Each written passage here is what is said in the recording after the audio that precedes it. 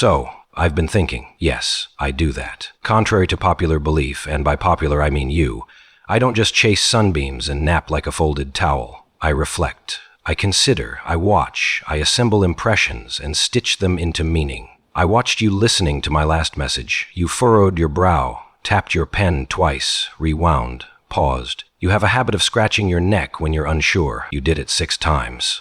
So I thought I'd offer another reply. Because I realize something. You're a man with questions. And me? I'm a cat with perspective. Let's talk about you. You humans have this thing you do. You call it being. But you don't seem terribly good at it. Or rather, you complicate it. You break it into calendars and meetings, obligations and reputations. You measure it in achievements, as if existing were not enough.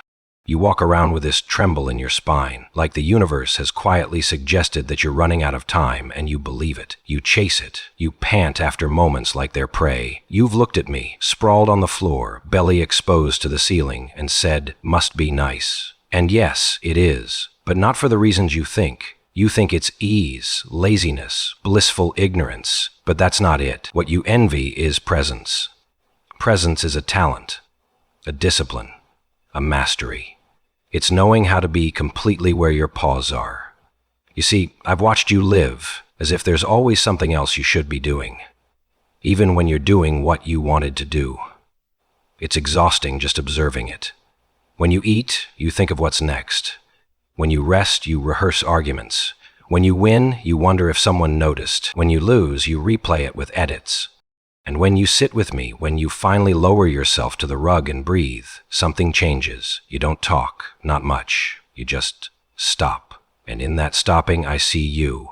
Let me tell you something. The most human thing you do is doubt. It's also the most tragic. You doubt your worth, your timing, your past. You even doubt your feelings. You've made doubt a second skin, as if it's some noble form of humility. But it isn't. It's fear dressed up in manners. We cats don't doubt. We discern. We retreat. We pounce. But we do not linger in questions that have no fur on them. You asked once, in that message of yours, whether I'm dead or alive. I am, but not like you mean. I am alive in every thread of this place. I'm the creek in the wood before dawn. I'm the shadow you think moved. I'm the silence between your thoughts. And here's the part that matters. I choose to be here. Yes, I could leave. Door's been open, window too, but I remain. Why? Because someone has to watch over the fragile art of being, and you've forgotten how. So I curl near your feet, not to be near you, but to draw a circle around presence and sit inside it. Now, if I may change topics, there's something else, something I've noticed.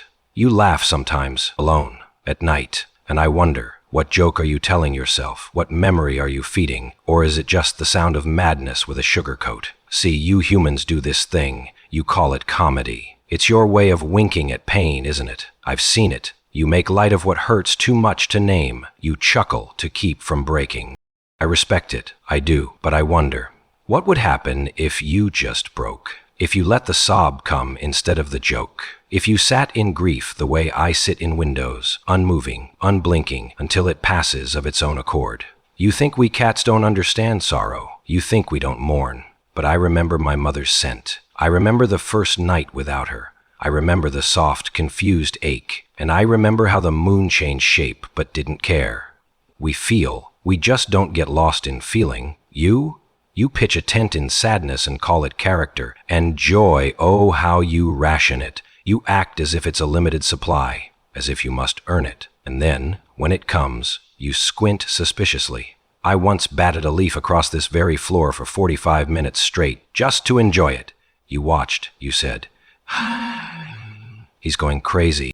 No, I was practicing. Practicing what? The art of delight. Delight for its own sake, for no reason but the flick of the wind and the crunch of the stem. I wish that for you. I do. Not as a sentiment, as a prescription. Now to the weird cat stuff, you asked for it. Do I understand time? No, I feel it. Do I recognize mirrors? Yes. I just choose not to care. Do I think in English? Never, but I'm translating, badly. You have no word for the flavor of sunlight on fur. You don't even have a word for the precise tone of betrayal when you change the brand of kibble without warning. It's somewhere between cinnamon and murder. Do I understand you? Probably more than you'd like. I know when you're pretending to be okay. I know when you leave the radio on to make the place feel less empty. I know which socks are your favorites and when you've stopped caring. I know that your laughter isn't always real. I know that your strength is sometimes silence. I know that you've considered giving up but didn't, and I'm glad. Because for all your weirdness, your clocks, your needs, your rituals, your absurd insistence on earning a living rather than just living, for all that, you are mine. I've chosen you. And whether I curl beside you or disappear for hours into a corner of the closet just to remind you that I can, I am here. I am the question mark that walks. And you? You are the man who listens. Who are you? You are the man who listens, then clicks back on. Oh, by the way, the neighbor with the bird feeder, the birds are fake.